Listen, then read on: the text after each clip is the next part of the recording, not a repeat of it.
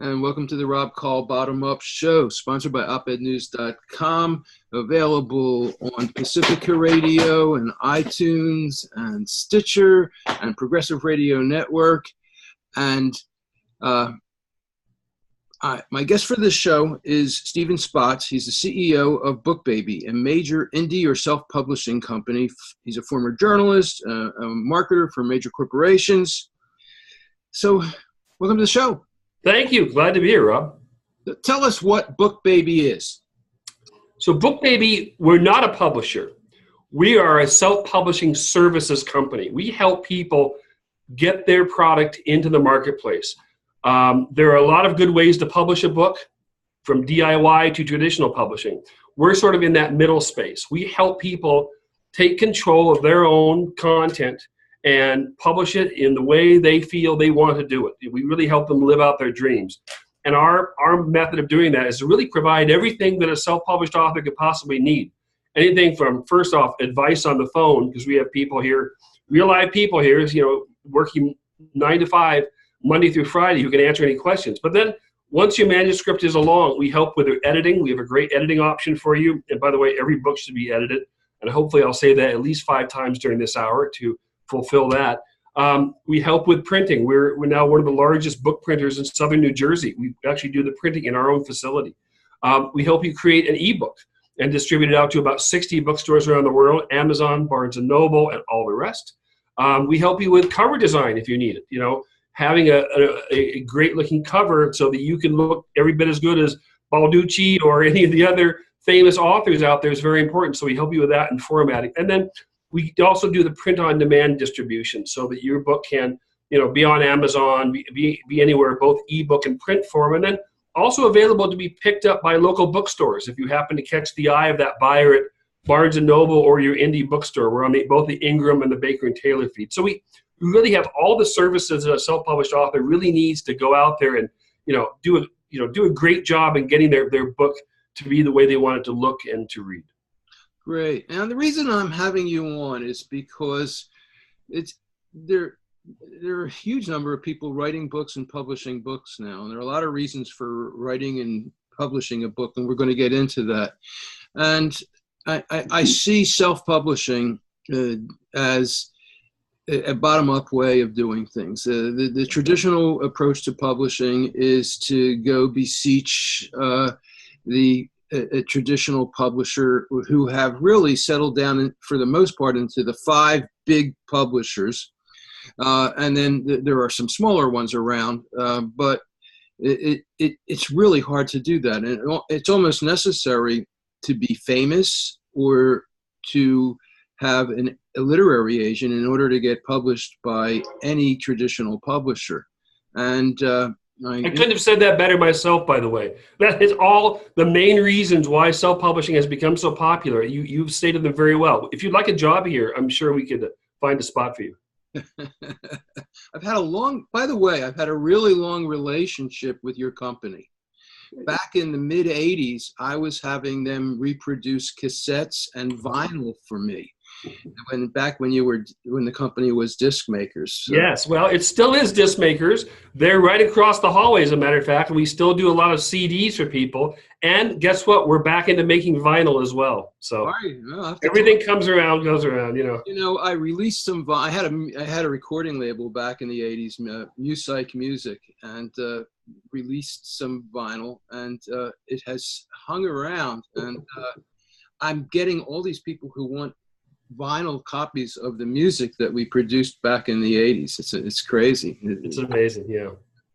So the thing is, there are thousands of books maybe published by traditional publishers, but is it up to 1 million a year yet? How many books are published each year now?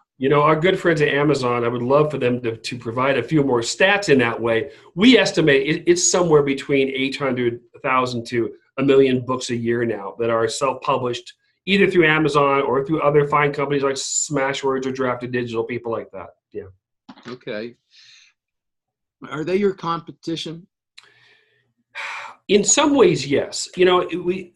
As I said from the opening, there's no bad way to publish. And there are some people who once we talk to them on the phone, we advocate, you know what, maybe you are better, if you have a very low budget, perhaps you just want to try your work out there. Why don't you go to Smashwords, Mark Coker, one of the real pioneers, he's a friend of our business, and we're a fan of his business. So there are good competitors out there. We offer a more of a hands-on type of hand-holding service. A lot of our customers, they don't know the first thing about self-publishing. They want to spend their time writing their books, getting their story out there, and they want the work to be done by others, by professionals. So that's our place in the market. But you brought up the music business. I mean, given the fact that I've been involved with our music business now the last 15 years, the parallel between the indie musician and the indie author is just striking. I mean, you saw where peer-to-peer sharing and Napster, produced and iTunes produced such disruption in the music industry. Well, the same thing is happening in publishing. Say about 15 years later, than where we are on the music side. And this notion of self-publishing used to have this feeling of vanity publishing and this kind of this thought where it really wasn't a reputable thing. Now, being a self-published author is a badge of courage. Indie authors are proud, loud and proud to say that. And you see even on the industry numbers, I saw one stat of the 500 best-selling authors in 2017, fully 25% of them were indie authors. And that number is growing every single year. And so I think the power of the independent author and what they're bringing into the marketplace in terms of choice and micro genres and things like that, it's just, it's making it, this is the very best time to be an author, but it's also the very best time to be a reader as well, because of the huge, range of topics. You can now get great quality books. Whereas back in the olden days, as you were saying, the traditional publishers and the agents were such gatekeepers that they really kind of tightly controlled what we were seeing. Okay, well, one more thing about Bookbaby. One other thing that you do is you have an annual conference, right? We do. Thank you for bringing that up. Yes, every November we have a conference. We get together the best and the brightest minds in self-publishing. We have people like Joanna Penn coming this year. Terry Whalen is doing some seminars.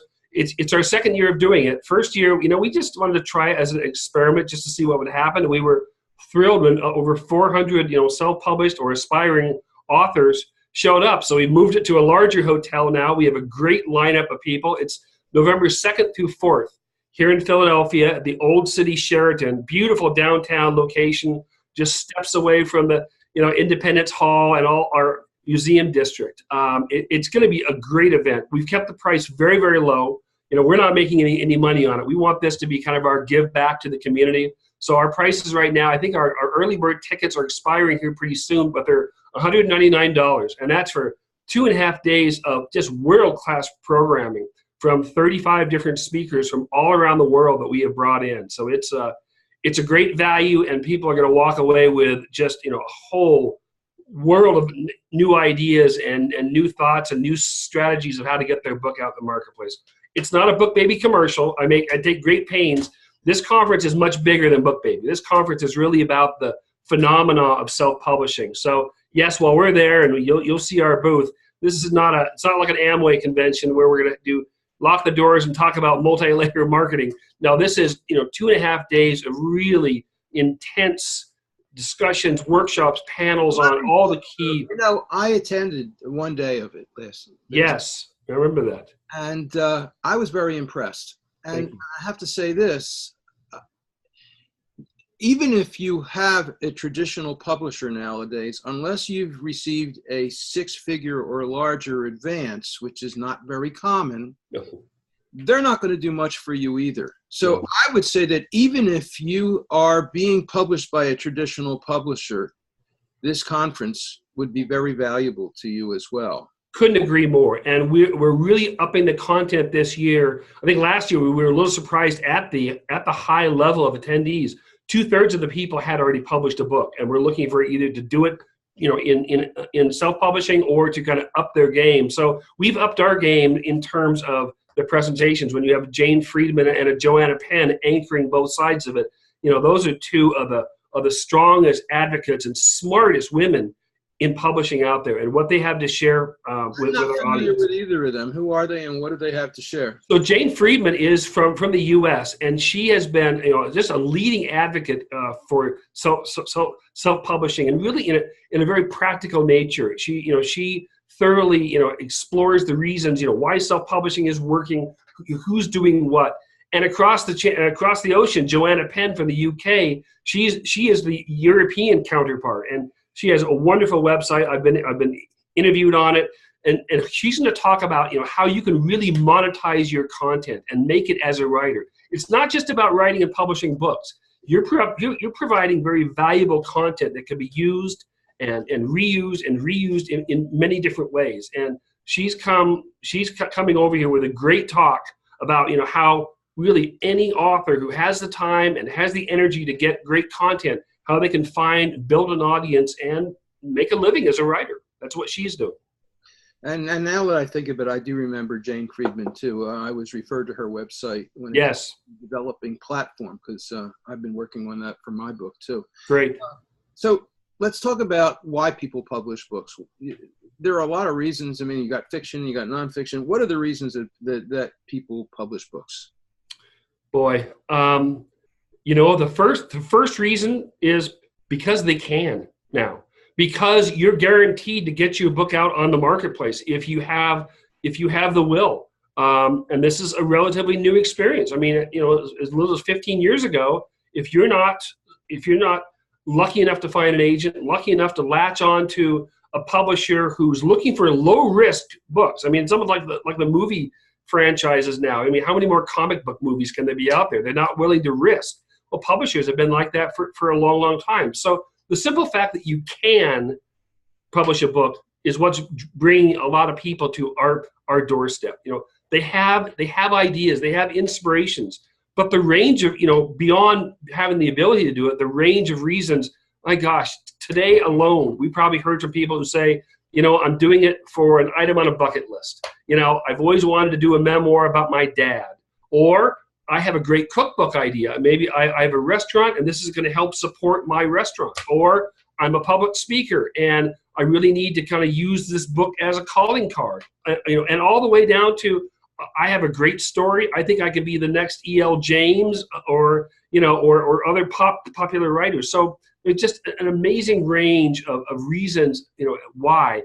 But the common denominator really is, number one, they can do it. And number two, they just have such passion and zeal for this project. And we understand that. We know that this is more than just a little passing fancy of, maybe I'll just put a book out. No, they're putting their heart and their soul into it. And we feel deeply responsible to help guide them along the way so that they can be very proud of this achievement.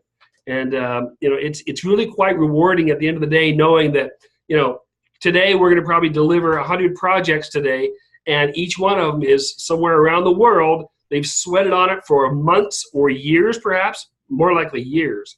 And they finally get to open up those box of books and say, my God, I did it. Look at this.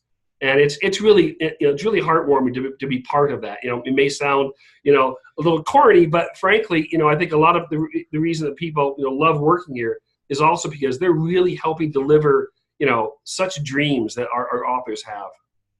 Tell me about the dreams. Well, they could be big and small, right? It could be, look, Mom, I'm on Amazon now. I would say that happened more 10 years ago, where it was, the phenomenon, oh my God, my book could be, right beside John Grisham. And that was a neat thing. And people could show that off. Now they're a little bit more demanding. Hey, look, Mom, I'm on Amazon. I am also number 3 on the list of best-selling books about ducks living in Oregon. So now they're looking for a little bit more, and we have to up our game, and we have to evolve along with the expectations of the authors. We can't. The only thing so we guarantee all of our products, right? We guarantee the editing is going to be great. We guarantee the cover design, if you let us do that, will be fabulous. We guarantee the printing will be beautiful. The ebook file will be fantastic. We guarantee your distribution will be in place. The only thing we can't guarantee is if your book is going to sell. We give you lots of tips. We have consultative marketing services. But at the end of the day, you've got to be the person to really help sell that. So that's something that we're trying to make sure that part of an author's dream includes, I have the dream and the drive and the motivation to want to sell and to market that book, because they're always going to be their best marketer. They're always going to be the one who is best suited to sell their book. Now, when you talk about selling a book now, you're not necessarily talking about print. You're talking about digital books. How's that work now? What are the numbers or percentages? So, a lot of people think that the ebook bloom has withered. I would say that is true for traditional published authors. And when you see some results from websites such as authorearnings.com, I don't know if you're familiar with that site, but that's the one run by, he's called Data Guy. He's a traditional publishing analyst who goes with a sort of anonymous name, not to piss off his employers, I think, but it's authorearnings.com. And you see the sheer number of independent authors, being able to sell their ebooks at 99 cents versus a traditional publisher who's still trying to sell it for $6.99 or $9.99 or a much higher price. Ebooks, I think, are still a good 35 to 40% of the market. They're not being counted well because I say, the people like BookScan and Nielsen aren't really doing a very good job of capturing data from indie or self-published authors. So I think that you see 35 to 40% of the revenue is still now in ebooks. It's never going to replace print books. There's just too many people who love the look and the feel. And I look at the background of your library. I see that you are firmly in that camp. Yeah.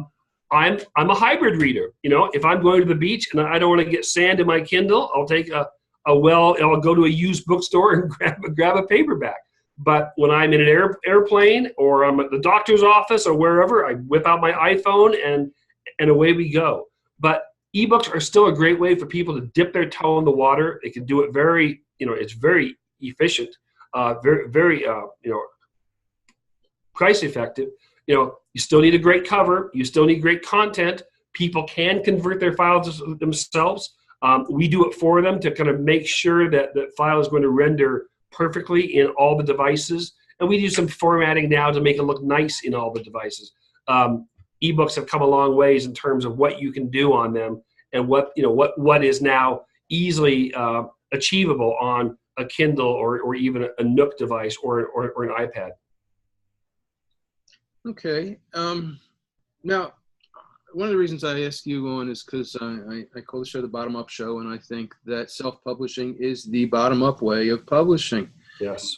And so to me, bottom-up is grassroots, it's crowdfunding, crowdsourcing, it's collective. Yeah. Talk to me about how self-publishing is bottom-up compared to traditional publishing. Well, as a matter of fact, one of the main speakers last year at our show was one of the Margaret Atwood, I believe is her name, and she was from Kickstarter, and talked about how many of her projects are being funded through Kickstarter and other crowdfunding, Indiegogo, and other entities like that. And we see a lot of these projects coming to us. They're a lot of them are just so beautiful. They're photography books. I mean, it's not just a person's story. Some of these are really pieces of art, and you're seeing that a community is coming together.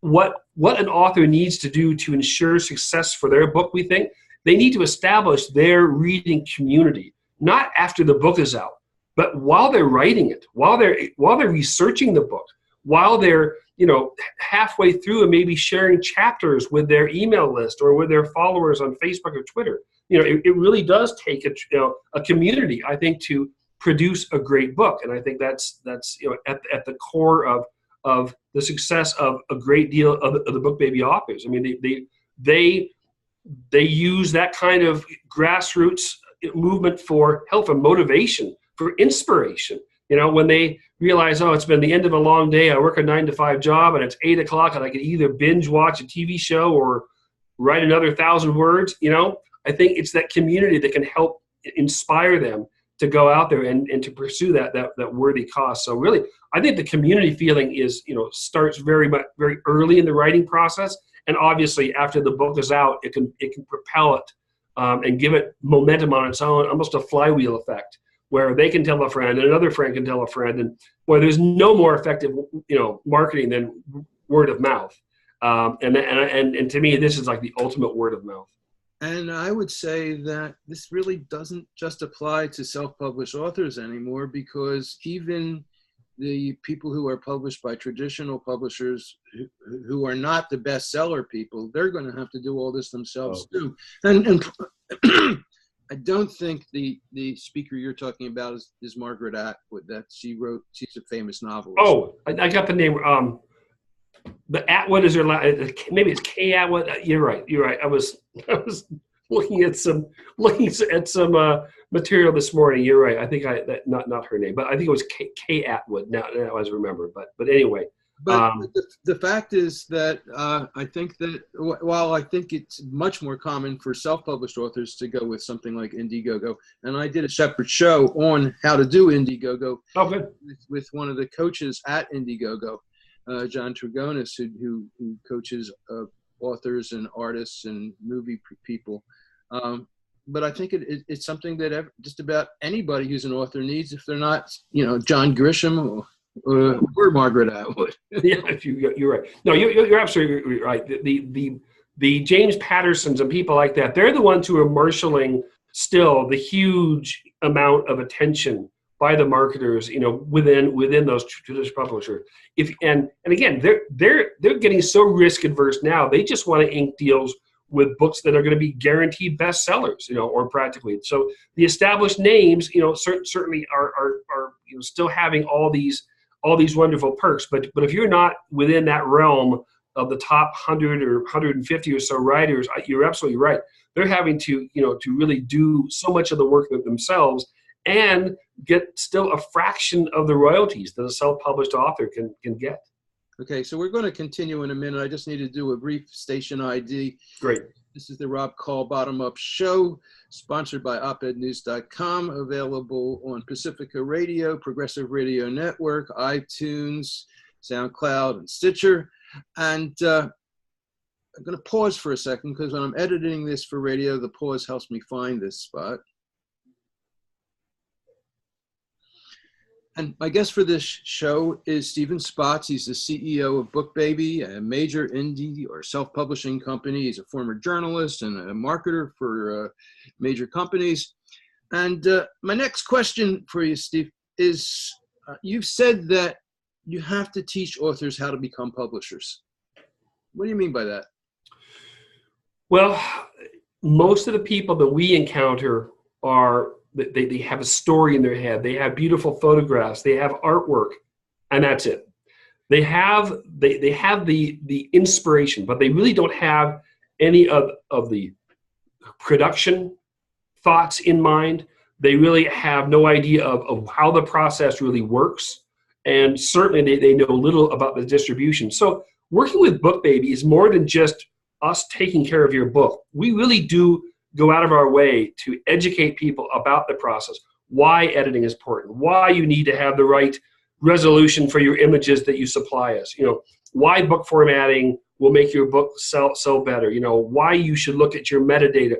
There's so much to this.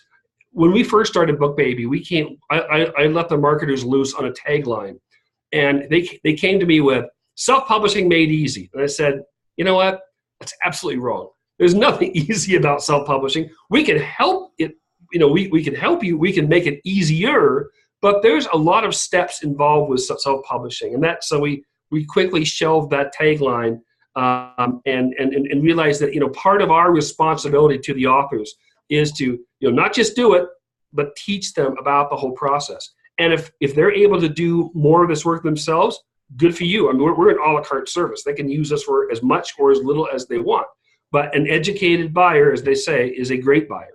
And once we, teach them a lot about the whole self-publishing process, then they really appreciate the value that we bring to bear for them. And they feel more confident, they trust us more, and frankly, it seems that they're more eager to do their book with us after we've actually taught them kind of what our secret sauce is, because they realize that, Number one, they don't want to do it themselves. Number two, they trust us to do it. So guess what? They can spend all their time either writing or marketing their books. And that's the way it should be. We're to help them, take it from that manuscript, get it to the marketplace, let them expend their energies at each side of the spectrum. Well, and from what I understand, you're helping them to create the product that is marketable. Yes.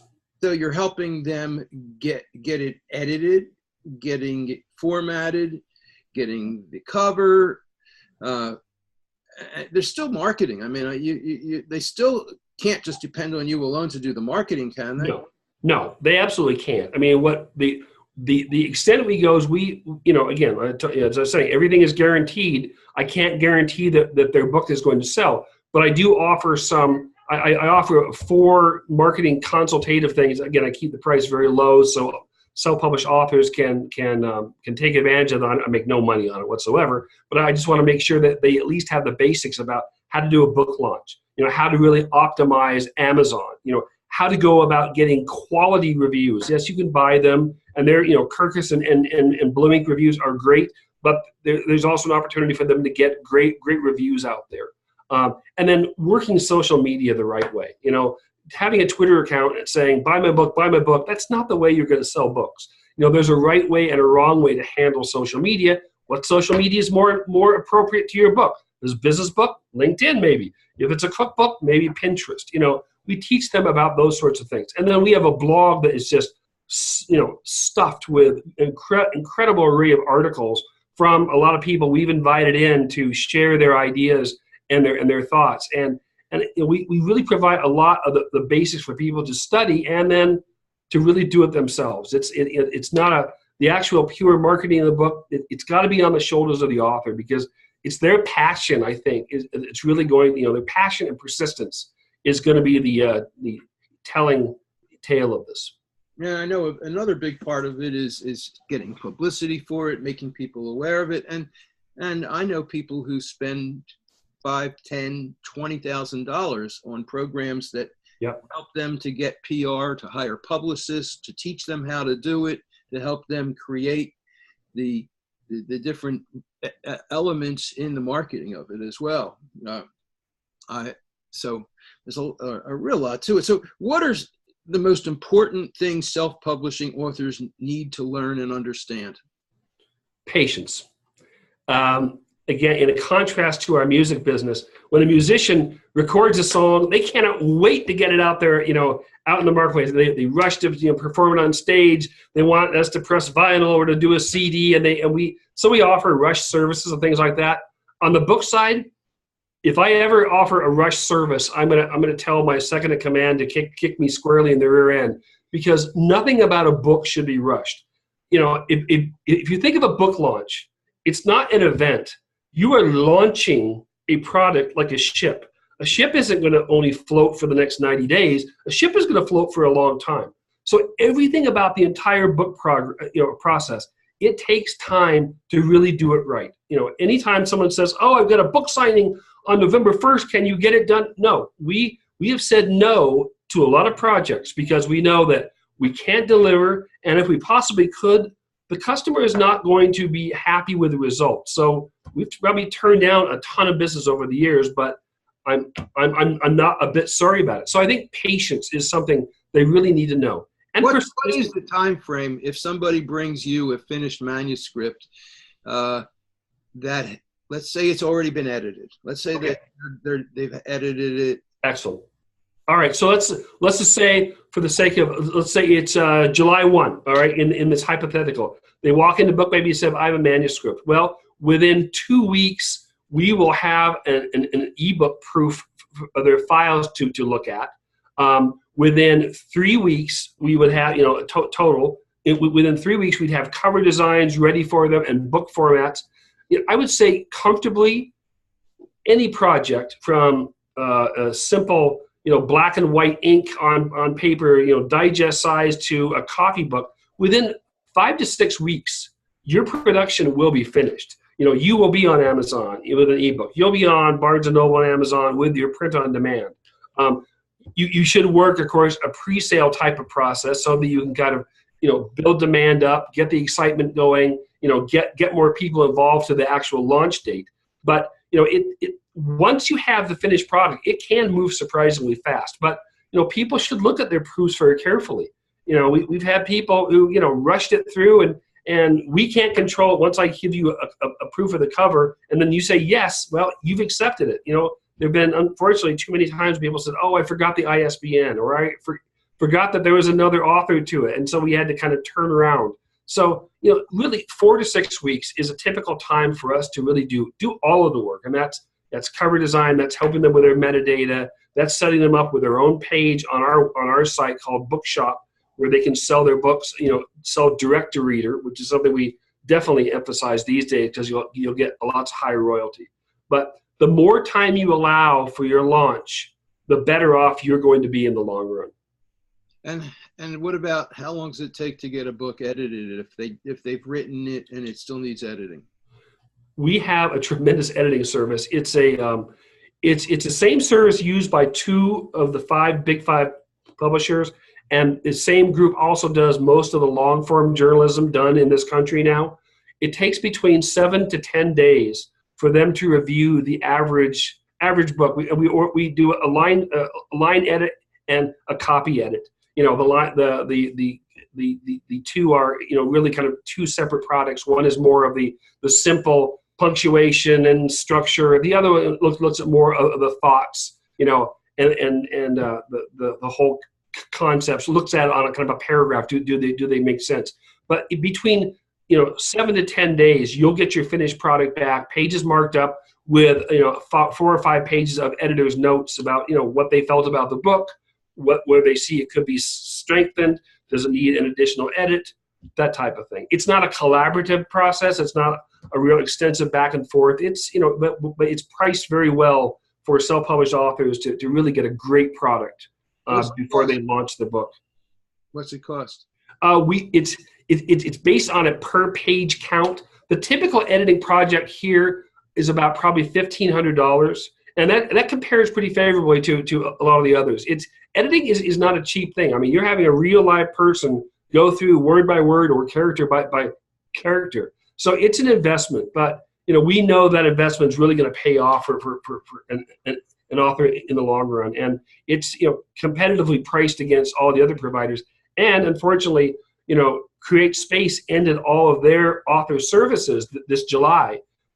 They had a crew of folks in South Carolina, and then they were outsourcing a lot of their jobs overseas, but they ended that in July, and we've had a lot of calls and inquiries about our service as a result of it. And we think it's just an essential part of processing your book. It just has to be edited. Okay, that's the 3rd time I've said that, so I'm doing good. So my question was, what do people need to know? What are the most important things self-publishing authors need to learn and understand? You talked about patience. What else?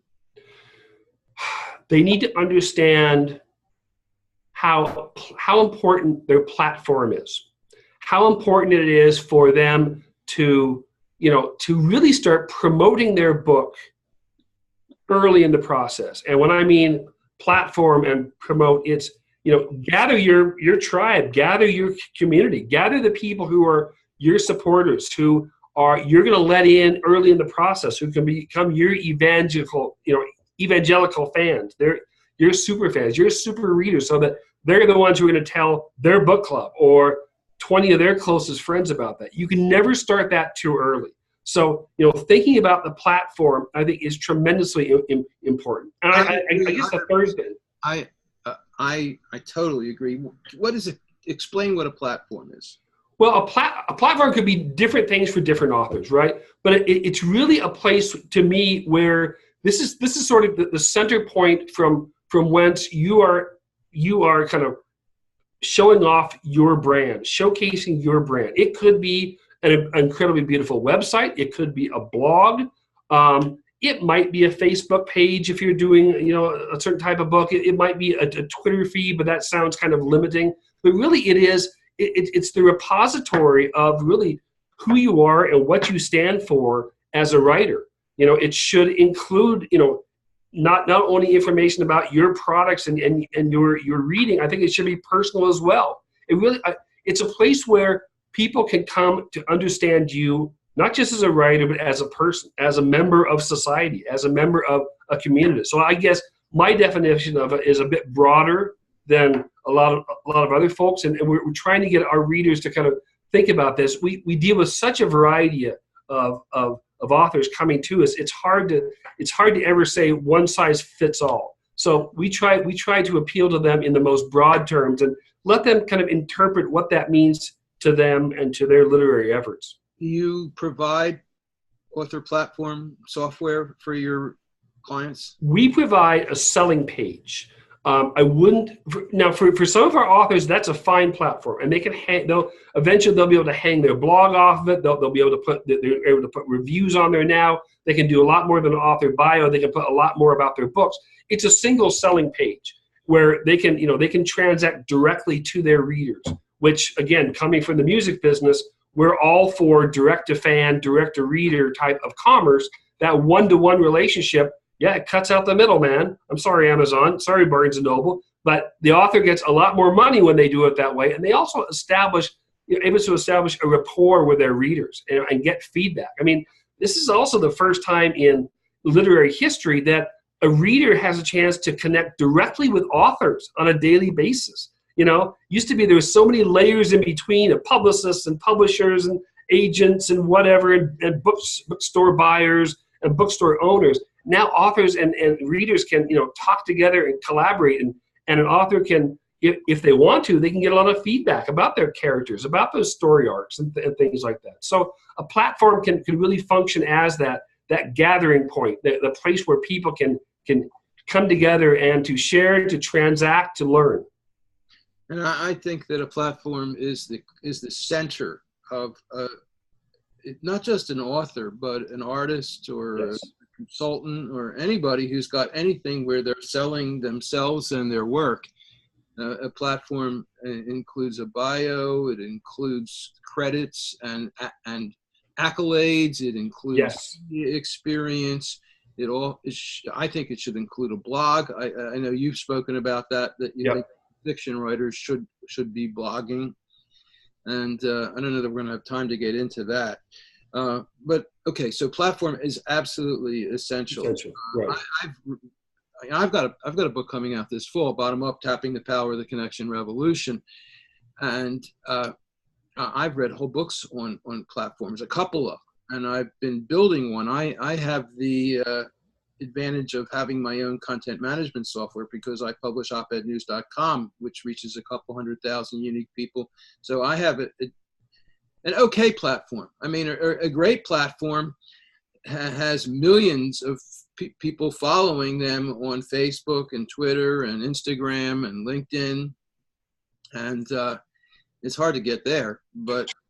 Sure, and building a platform, that's a job that is never going to end. You're always going to add to it and build on it and improve upon it and edit it and add things and take things out. Yeah, it's a never-ending job, a mountain without a top, as they would say. But you got to start it. You got to start. Oh, you do. And I think you really have to have the basic social media things set up and be working them. I mean, and there are people who make a living doing social media for authors and for other people. So you can hire people to do it, No question. And but if you don't have the money for that, you got to learn how to do all that stuff. And I guess that's all the parts that come under being a publisher. It does. And one thing we stress, and again, with the exuberance of writers coming in, their book is done, they can't wait to get it out there. We caution people about, don't burn yourself out. Don't try to do too much at once. Master one of the social medias. Find out what's working with Twitter. Great. Now you have kind of a use TweetDeck or whatever tools, and then go on Facebook. How can you really optimize that?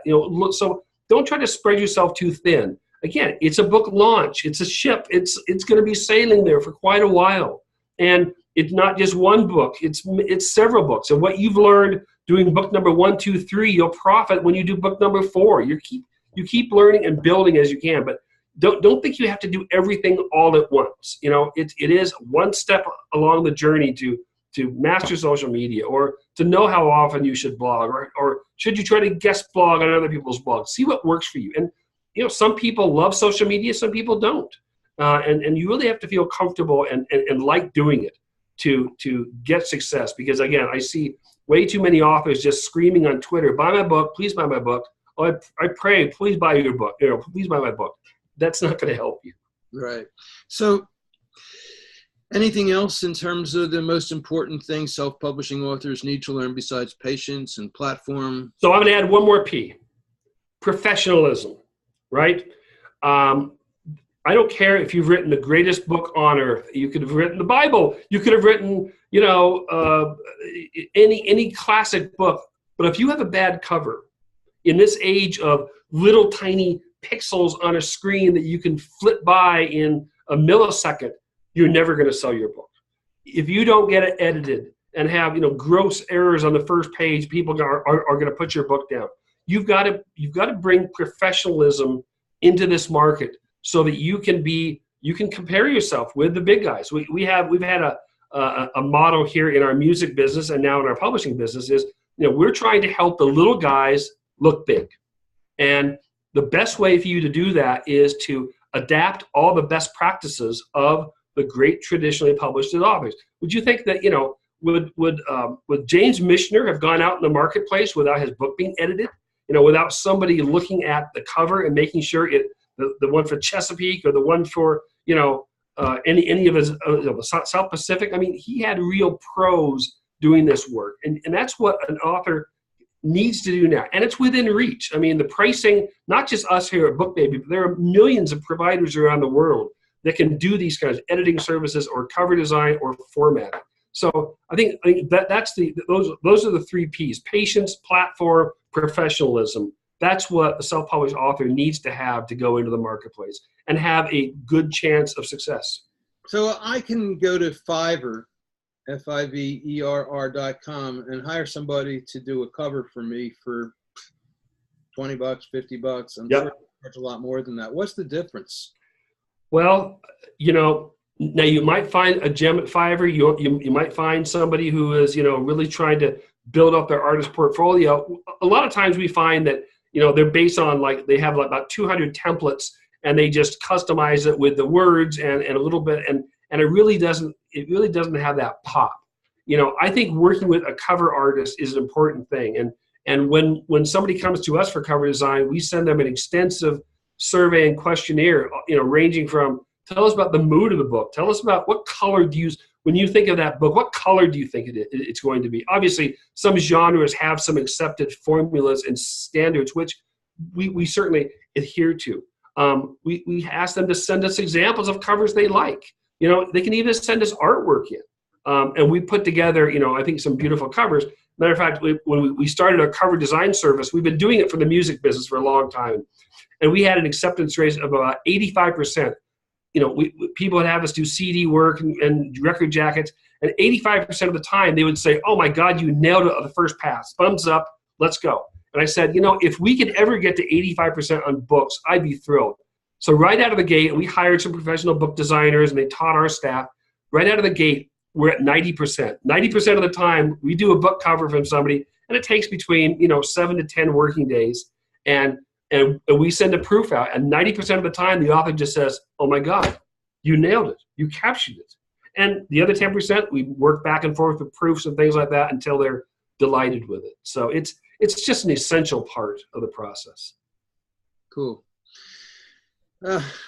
What are common author misconceptions and misunderstandings? So you know what? Let me do a station ID first. Okay. Got to do that. This is the Rob Call Bottom Up Show, available on Pacifica Radio, Progressive Radio Network, iTunes, SoundCloud, Stitcher, and more. My guest for this show is Stephen Spatz. He's the CEO of Bookbaby, which is a major indie or self-publishing company, a company that I've actually done business with for over 30 years, going back to cassettes and LPs and what have you. So the question is, what are common misconceptions and misunderstandings that self-publishing people have? I think it starts with the actual product itself, the actual book, the actual words. Um, it's difficult to have to call up a client and say, I'm sorry, Mr. Jones, but your book has so many errors in it that we've seen, you need to go back and edit it. People think that having their sister-in-law who has an English degree qualifies as a professional book editor. And it's a professional job, and that really requires that investment. So some of the misconception is, that maybe I can skimp on editing. No, you really can't. It just has to be done. And like I say, we probably have turned down book projects just because people get so exasperated with us that they don't think they need editing. Now, we'll publish the book if they want to, but they're not going to be happy with it. I think the other thing is involved with it is it does take time to get a foothold in the marketplace, even in the distribution channels. Just having your book appear on Amazon is not going to mean you're going to get sales at Amazon. There's a lot of work you can do behind the scenes to set yourself up for success. These things change all the time. We're constantly studying it and providing tips and help for people. Our blog, as I say, is a font of information. And what we're really focusing in on now is helping our authors understand the mechanics of what a pre-sale is, where you put your book up on Amazon, you have a release date of anywhere between 6 to 8 weeks later, and you're able to promote it, to get excitement, and to build up, not the rankings, because Amazon doesn't do it that way, but the more people you have come to your page, they don't have to buy it. The more people who come to your page, Amazon's algorithms are looking at that traffic. They care more about traffic during this period than sales. You get people coming to your page day after day after day. Not only will Amazon stock more of your print-on-demand books in their inventory, basically pre-buy them, but you'll also be much higher up in the searches. If somebody says, go back to my duck book, because you see probably on my bookcase there are pictures of ducks. I used to own ducks. So if somebody is searching for a book about ducks and you had people coming to your page, you're going to be much higher in on those search rates. So there's a lot of insider tips and ways to, again, not manipulate the system, because we don't believe in gaming it and buying reviews and buying those types of things. No, these are legitimate tactics that an author can do to really plan out. And so when that day arrives on the book launch, boom, they've got a lot of sales that'll show up on some of the other ratings. Barnes & Noble tabulate it differently. Some of the other, in Kobo, they'll actually accumulate all the sales made during the pre-sale period and count that one day. Amazon doesn't do that. They look at the sales in that time period. They're more structured. But it's this awareness of getting your distribution plan in place, not just relying on Amazon. I guess that would be another misconception, that Amazon is the end all and be all. No question, you've got to be on Amazon. But if you're only on Amazon, that's 35% of the world that you're not going to be able to be in, because 65% of worldwide book sales now are done through Amazon. Amazon's number one in the US and in the UK and many countries around the world, but they're number 3 in Germany. They're way down the list in some other countries where we're seeing a lot of traffic. That's why we have a very wide established distribution net of, we're in Gardner's, we're in Sienda, we're in East Central and Southeast Asia. We're in Kobo, which is big in Canada, Australia, and Japan. So it's important to have this, a distribution plan outside of Amazon. I think otherwise you're missing out on a lot of potential sales. Okay. Any other misunderstandings in terms of producing the book or taking the book from manuscript to finished product? I think that the amount of time they need to spend marketing is always a surprise. And sometimes it's an unpleasant surprise. I mean, I think if you ask a lot of authors, they would say, boy, I'd love to just be able to write and have somebody else market it. And, you can pay a publicist. And if the book is good, it will sell, and that will certainly help. But it's no guarantee. So I think just the sheer amount of time and effort that you need to be your own cheerleader, promoter, salesman, agent, it takes a lot out. But it's part of the self-publishing equation. If you want to find success in the marketplace, I don't know of any self-published author really who didn't spend a considerable amount of time doing that. And for the most part, it really does work. I've got to share one example of this. before we end. It's a client by the name of Carl Johan Erland. He's a Swedish psychologist. He came to Bookbaby many years ago. We were just doing ebooks at that time. And he wrote a book about helping you get your child to go to sleep. And the name of the book is The Rabbit Wants You to Go to Sleep.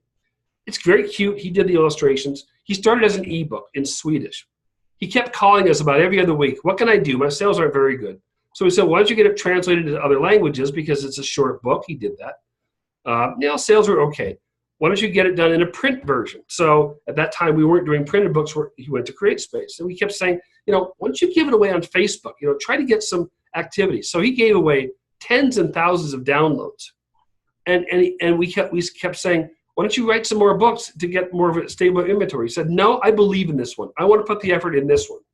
And sure enough, about 3 years ago, a Facebook group about parenting happened to be, there was a reporter for the UK Guardian newspaper who was in that group, and must have had a really rotten kid. And so she downloaded the book, read it to her child, and it worked. And she said, hallelujah. And she wrote a glowing article about it in the paper. It got picked up by 350 other newspapers around the world. And we watched his sales go from, maybe he was selling $1,000, $1,100 a month. And it went the proverbial hockey stick, where he was getting 6-digit checks from us each and every week for a long period of time. It was the first self-published book to ever hit. Dream, or one of the dreams. Both New York Times and Amazon in the same week. This is back in 2014, I think it was now. And he eventually, signed a 7-digit advance contract with a traditional publisher to do some more books. But you know what? It took a lot of time. It took such persistence. And, he knew nothing about this, but he just kept saying, I believe in this. I'm going to keep flogging this. And it worked for him. The Rabbit Wants You to Go to Sleep. A yes. $1 bookseller. Incredible.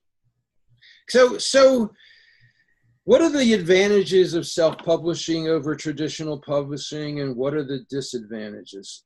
Well, we certainly have talked about how the gatekeepers, of traditional publishers, they've, God knows how many books have never been published or seen by the public that have been because an editor had a bad day, decided not to read it. So the access. Really, to me, it boils down to two other things, though. You get to control it, right? It's your project. You're the contractor. You can subcontract out the cover design. You can subcontract out the editing. But, this is your baby, your project. If you don't like the way the cover looks, it's your call. It's going to go as far or as not far, really, as you take it. So you get the control. Of course, the big reason a lot of people who are successful in traditional publishing, who are interested now in self-publishing, is obviously the royalty payments for self-published authors are much sweeter than what you can find in a traditional publishing deal. Traditional publishers it's a 12 to 20% royalty. If you're a big enough name, I think you can command 20% now, but I think those deals are pretty rare. If you sell your ebook on Amazon, you're going to get 70% of the net selling price, or of the gross selling price, back to you. So a book that is $10, just to use easy math, you're going to get $7 of back to you. And when you use a company like Bookbaby, we collect the money for you, and we give you 100% of the net sales. We don't keep a commission. We're your accountant. We collect all the money, but we send it all back to you because you've earned it. It's your perspiration. That's how we feel. That same $10 book, if it was a traditional published book, you get $2, right? Now on print books, it's a little bit more complex. Nobody makes money on print on demand. It's a way to get your book out there in the marketplace. But even the royalties for that on traditional. Let's not go through the details of the numbers, though. But it's better if you're doing self-publishing in terms of the royalties on the print. Absolutely, it is. What are some of the other besides the money? And the ability to have full control? I know that some people, their publisher shows them a cover and says, "This is your cover, and yep. This is your title," and the author says, "Oh my God, what are you doing to me?" Yes. And if the publisher is a traditional publisher, they have the final say in that. And right. Self-publishing, you have the final say. It's out of your hands. That's right. So here's one more. Here's a big one. Speed to the marketplace. So again, let's just have that July 1, my edited manuscript, okay? Self-publishing, you're out in the marketplace in 6 to 8 weeks maximum, right? even if you go through rounds of revisions. We're talking to traditional published authors now who their book was finished 2 years ago, and it's just now about to come into the marketplace. To get in the machine of traditional publishing, it takes anywhere from 18 to 24 months before it even sees the light of day out in the marketplace. It takes so long for it to go through the huge machinery. Whereas in that same 18 to 24 months, hell, you could have 2 or 3 books up. You could spend 6 months writing it, spend two more months having it self-published. At that time, you're still back writing. So you can produce a lot more content in a faster period of time when you self-publish. What about hybrid publishing? Talk about that. A lot of, I can't share their names, but we have several high-profile authors who write traditionally in one genre and who work with us in a completely different genre and self-publish. And we hear them say, God, I wish I could get my contracts from my other side over here. It is a great way. If you write a variety of different type of books, we advocate for it, because you get a taste of both sides of publishing. And again, there's one big pro of traditional publishing, which I didn't mention. If you want to get in a bookstore, the best way to do that is to go with a traditional publisher, because they're the ones who have the salespeople. They do have the marketing channels. They do know the buyers. Again, unfortunately, we're living in an age where bookstores are not doing well. Indies are still doing well. Barnes and Noble and chains like that are not doing as well. So I don't know how important that should be. The dream of being in a bookstore should be in a writer's mentality. 80% of the books now sold in the U.S. are bought online. So that's a staggering number. What's the difference between self-publishing and hybrid publishing? So self-publishing is you're doing all your books by self-publishing. Hybrid is saying, okay, I'm going to do my poetry books through a company like Bookbaby, but I'm going to do my business books through the Drexel Press or the Princeton Press. I'm going to work with a traditional publisher on some of my books and go through their process. That's not my understanding of hybrid. All right, that's how we define it. Okay, my understanding is hybrid publishing. It's a publisher that handles some of the distribution, and it looks like a traditional book, but you give them some money towards the production of the product. Like a Greenleaf, they're a great hybrid publisher in that definition. Yes. Now, and we, I guess the terms we've been sort of working with is people who have sort of their feet in both sides of the publishing side. Okay, they're buy publishers. All right. And what are some liabilities of self-publishing, Annie? Well, it's all on you, right? You've got to put in investment up front. It's your money. You've got to pay for the editing. You've got to pay for the books. You've got to pay for the distribution. So you're actually putting a financial burden on yourself to go out there and do it. But if you believe in it, the return is going to be fabulous. And there's emotional return as well. I mean, this is for some people, this is a lucrative hobby. I mean, they really love it. They've retired from the Air Force or from business or whatever, and now they're writing books about their experience. And so it's probably not as expensive if you played golf at a high-end country club every day, and maybe you make more friends out of it. But for some people, it can be a financial toll. All right, and you've said that not everybody who's self-publishing is a Bookbaby client. Who is and who isn't? So there are a lot of great DIY, do-it-yourself type of outlets, beginning with Amazon, with KDP, with Kindle Direct Publishing and CreateSpace. People who have the wherewithal to get their edited manuscript and just go to Amazon. If that's what they're happy with, it can be a very low-cost proposition. Smashwords and Drafted Digital are 2 ebook distributors who, again, you can go into them for free, but they have very limited distribution. Then there are other companies like Smashword, like Lulu and Blurb and people like that. Really, all the ones I mentioned though are very good eggs. They're very good companies, reputable, fair. You do have to watch out. There are some scammy services. I'm not gonna mention them, but the first thing a person should do is look for reviews. Go to Trustpilot. Go to Better Business Bureau. Make sure that the self-publishing. 1 minute left. Finish. What? You got 1 minute. Yes, you should absolutely make sure that the service you choose is highly reputable and stands behind their product and guarantees everything. Wait, so the thing that you're saying though is that Bookbaby puts all the pieces together. It's not for do-it-yourself people who are trying to save nickels and dollars. That's right. We have all the services that people want. If they really want to invest smartly into their book, we have everything from editing, design, distribution, printing. It's all kind of a one-stop shopping experience for us. That's our claim to fame in the self-publishing market is. All right, and we've got a wrap. This has been the Rob Call Bottom Up Show, sponsored by opednews.com. My guest for the show has been Stephen Spatz. He's the CEO of Bookbaby, one of the major self-publishing companies. Thanks so much, Steve. Rob, it's been a pleasure. Thank you.